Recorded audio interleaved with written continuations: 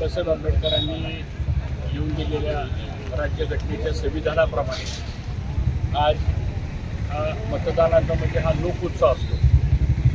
पण आज दुर्दैवानं राज्याचे उपमुख्यमंत्री अजितदादा पवार यांचं आकस्मिक निधन झाल्यानंतर आम्हा सर्व कार्यकर्त्यांच्या समोर एका बाजूला अतिशय जड अंतकरणानं दादांची कायमची गैरहजेरी या सगळ्या निवडणुकीच्या प्रक्रियेमध्ये आपल्याला पाहायला मिळते. परंतु एका बाजूला दुःख आहे आणि दुसऱ्या बाजूला आपल्याला कर्तव्य बजावायचं आहे. आणि म्हणून मी सर्व जनतेला आवाहन करतो की लोकशाहीनं आपल्याला मताचा अधिकार दिलेला आहे. आपण सर्वांनी अतिशय निर्भयपणानं आणि मोकळ्या वातावरणामध्ये आपल्या सद्सद विवेक बुद्धीला स्मरून आपण आपला सर्वांनी मताचा हक्क आणि अधिकार बजवावा असं आव्हान मी सर्व मतदारांना करतो. मतदानाची टक्केवारी ही मोठ्या प्रमाणात झाली पाहिजे, कारण एवढी मोठी यंत्रणा निवडणूक आयोगामार्फत केली जाते.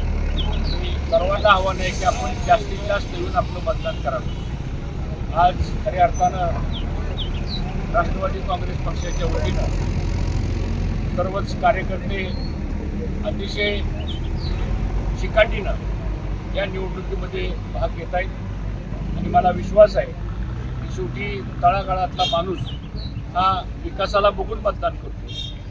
येणाऱ्या भविष्य काळातल्या आपल्या अडीअडचणी कोण सोडवू शकतं या सगळ्या गोष्टीचा साधक बाधक विचार करून मला असं वाटतं मतदार मतदान करतील.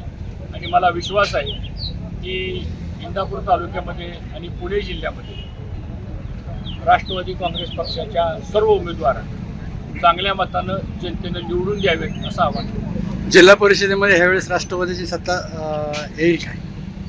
हे लोकांच्या हातात आहे. आणि जर वातावरण सगळ्या जिल्ह्यातलं जर बघितलं तर निश्चितच 9 तारखेला ज्यावेळेस निकाल लागेल त्यावेळेस जिल्ह्यामध्ये राष्ट्रवादी काँग्रेस पक्षाची सत्ता यायला मला तरी काही अडचण वाटत नाही. थँक्यू.